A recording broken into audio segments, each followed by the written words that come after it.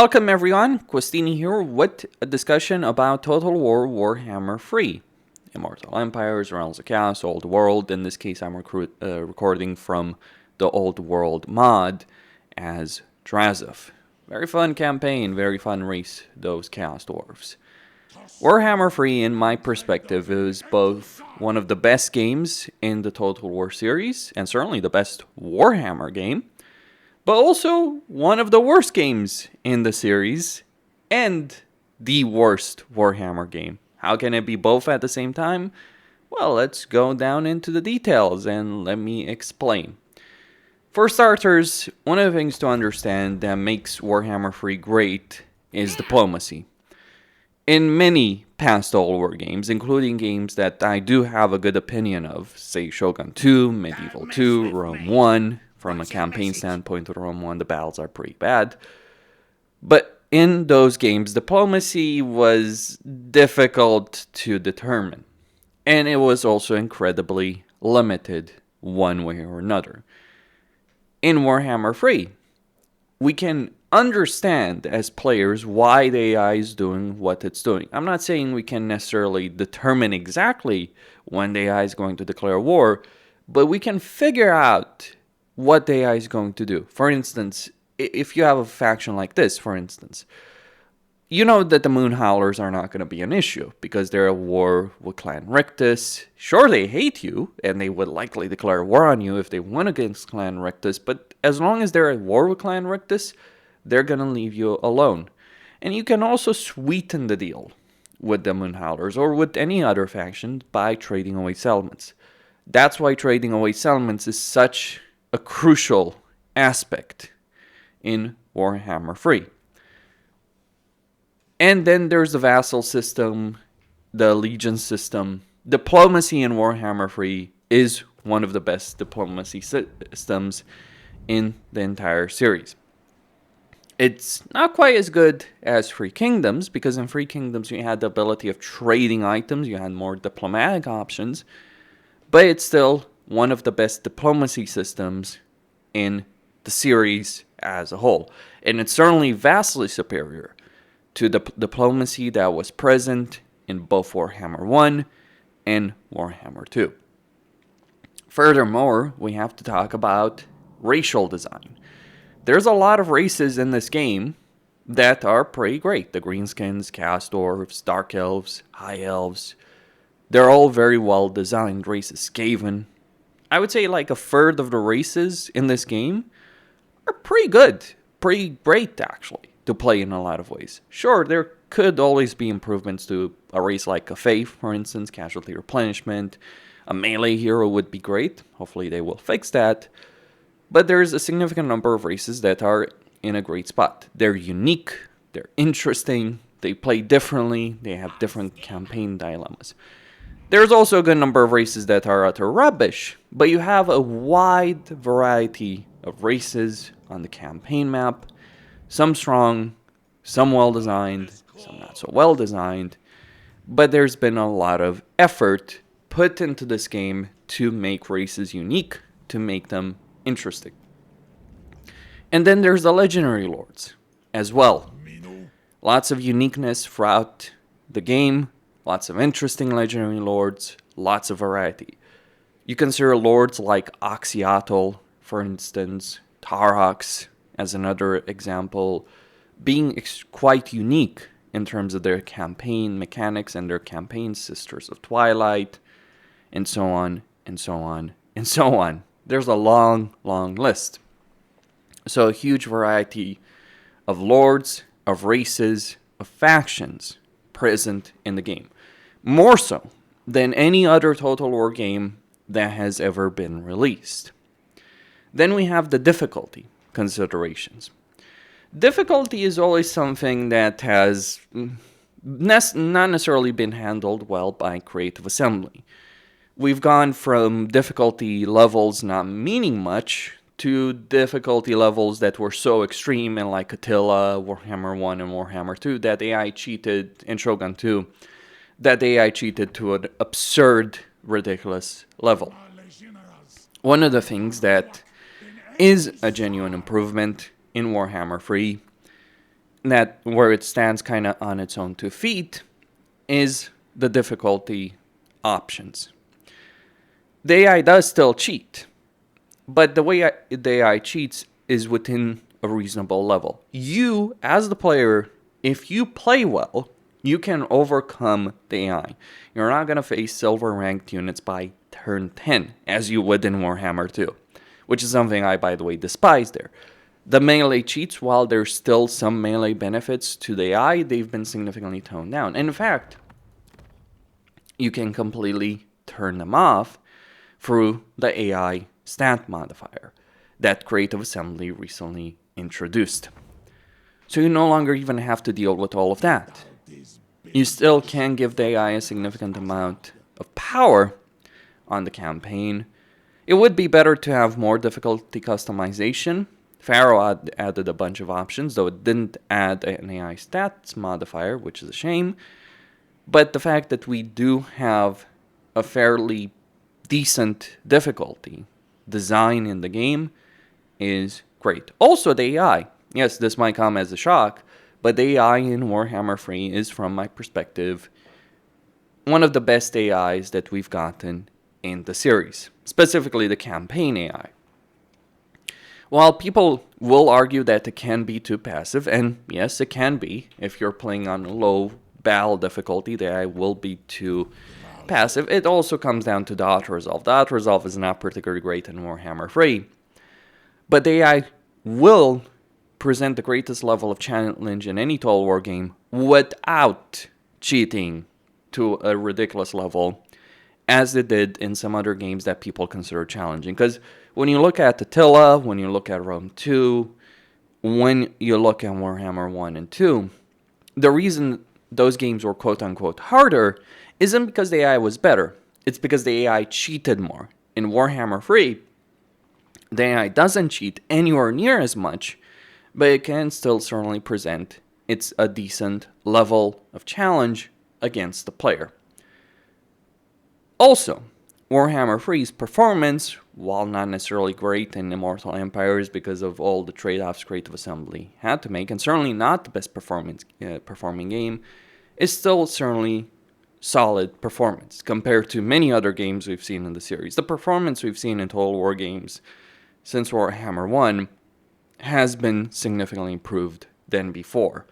Some people need to understand this. This is not a small affair when we're talking about Total War. This is, in point of fact, very significant because we've had many games in the series, including things like Shogun 2, that ran really badly. Yes, Shogun 2, for all its greatness, ran like crap when it came out. Bad performance, constant crashing. I got really irritating playing Shogun 2. Warhammer 3, while not perfect, and a game like Troy runs significantly better, still has a good level of performance. Despite the fact that Creative Assembly keeps sending crap without improving the performance, we really kind of need a Potion of Speed update for Warhammer 3. Okay, so those are some of the things that make Warhammer 3 great. Here's the caveat though. None of the things that Warhammer 3 does great that I listed, and also things like the Warband upgrade system for the Warriors cast, which is such an amazing system that I recommend everyone play with a mod for it for other races. None of those things that Warhammer 3 does well were created by Warhammer 3. That's where we get into the issues. See, when we think about diplomacy, well, Three Kingdoms created the modern diplomacy system with all of the options and region trading. That was the legacy of Three Kingdoms. When we think of faction variety and faction depth, well, Warhammer 2 did that, especially with the racial reworks, racial improvements, DLCs that it brought to the table. Warhammer 2, for all its problems, and it does have them, regardless of what people say, Warhammer 2 was a much better game from the perspective that Warhammer 2 was constantly improved. It added a lot to the races. You cannot say the same about Warhammer 3. We've only got 3 DLCs. One was a great rework, the other one was the Cast Dwarves, and the third is a piece of crap that should have done far more, given what Creative Assembly had done for over half a decade in their games with DLC. And I'm not just talking about Total War Warhammer 2. I'm talking about Troy, I'm talking about Free Kingdoms. They did significantly more with DLC than Shadows Change. Shadows Change was a cheap effort. So although there's a lot of great things to talk about, legendary lord variety, racial variety, and all that, the vast majority of that doesn't come from the efforts of Creative Assembly in Warhammer 3, with the exception of the Warriors of Chaos. But even the Warriors of Chaos, do you know what the Warriors of Chaos are based on? The Warband upgrade system is based on the Amazons, Finistelia specifically, well, both the Amazons, in Troy. I guess the Dark Fortress system is unique, but that's just an adaptation on the Horde armies that they've had since Attila. Then, when we consider performance, well, the massive performance gains we've seen in the Warhammer series, or in every game since Warhammer 1, came with Warhammer 1. So not really something that Warhammer 3 necessarily did. Other games have done it better. Troy is impressive because Troy runs substantially better than other games. Good loading times, good campaign performance, and so on and so forth. Warhammer 3, while it runs well, it isn't necessarily as impressive as what some other games have achieved. Like, the Potion of Speed was jaw-dropping, to put them mildly, in terms of what it did in the end turn times.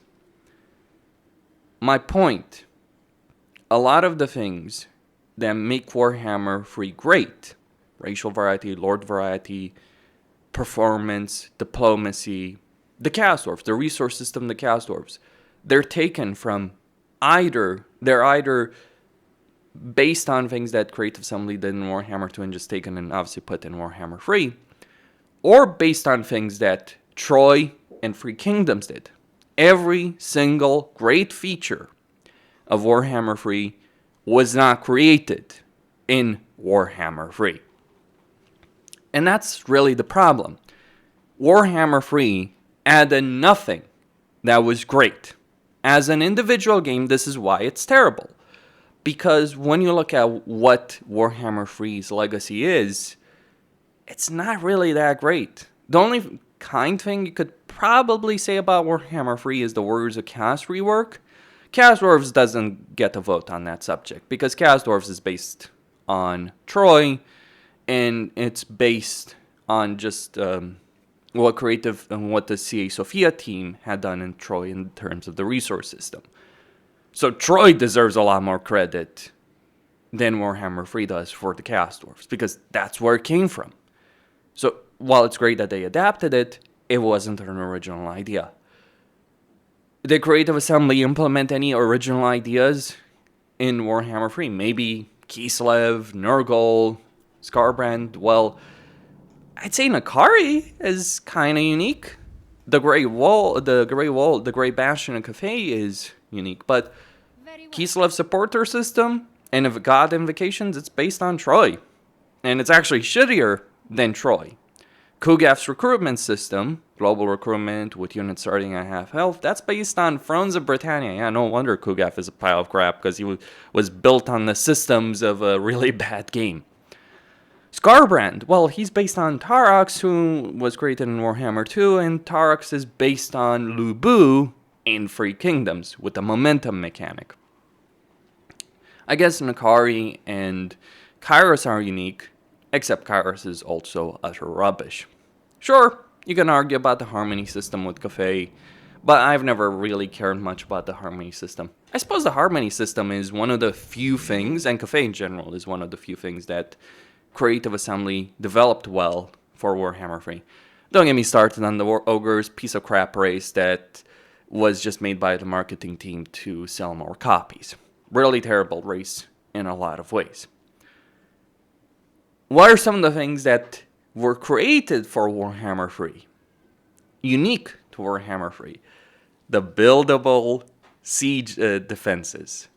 The towers, the barricades. That's unique. I mean, it's kind of based on Attila, but let's not compare the two. I don't want to be that harsh to Attila. As much as I dislike Attila, and I do dislike Attila, Attila's barricade system is wildly different. You place them pre-battle, you don't place them during the middle of the battle, you don't have a crappy meter that grows up during the middle of a battle. That's not how Attila works. So the tower defense minigame is one of the unique systems. The Realms of Chaos, the chase for the god parts, that's unique to Warhammer 3. The siege the way that sieges work in general, unique to Warhammer 3. Basically, what I'm trying to say is there's very little that Warhammer 3 that's good in Warhammer 3 that was created in Warhammer 3. And there's a lot more bad that was created in Warhammer 3 that CA just screwed up on. The entire Realms of Chaos map is probably the single worst campaign map that Creative Assembly has ever developed. I can't think of any map in any game. Maybe, I don't know, one of Napoleon's mini campaigns. But does that really count? Like the Italian campaign or Egyptian campaign to be specific. But does that really count considering the fact, well, Napoleon also has, a full-blown European map. So you have one of the worst maps. You have some really terrible mechanics in sieges. You have a terrible chase that takes you 120 turns in a game that's going to be over by turn 40. Like, I've played Realms of Chaos since the release of Immortal Empires. Originally, when we were getting used to it, yeah, it could be harsh. But now I've just been demolishing campaigns left and right. And it's not necessarily because EA made the game easier. There are some changes of diplomacy with the demons, but really, it doesn't really matter that much with it. Overall, that is the problem. There's very little unique ideas created in Warhammer 3 or implemented in Warhammer 3 by the Warhammer 3 team that ended up being great. The things they did, the unique mechanics that they made for this game are almost universally terrible. Oh, the endgame crisis is unique. It's based on the Warhammer 1, 2 endgame crises, which were based on Attila and the Huns, and that's an endgame crisis. And it's not quite great, I have to say. None of those things were particularly great. I don't think the endgame crises were ever great. Attila is kind of annoying in its own right because, yeah, you face a really powerful opponent, but to be honest, you just cheese the crap out of it and beat the game that way. So what does Warhammer 3 offer that's unique to Warhammer 3? I suppose Dark Fortresses and the Harmony system for all the good that's coming with that. Well, I guess we have to praise Creative Assembly for Nakari's unique diplomacy options, the subjugation option, but I'm kind of sure that Free Kingdoms had something similar. Could be wrong, not entirely certain. Been a while since I've played Free Kingdoms. Suffice to say, that's the problem. And that's the issue that we have with this game. It's got a lot of great things to it, but they weren't created in this game. And it's got a lot of bad that was created for this game. Costin signing out. Don't forget to subscribe, like, and enable notifications, and stay tuned for more. If you enjoy my content, support me via PayPal or Patreon.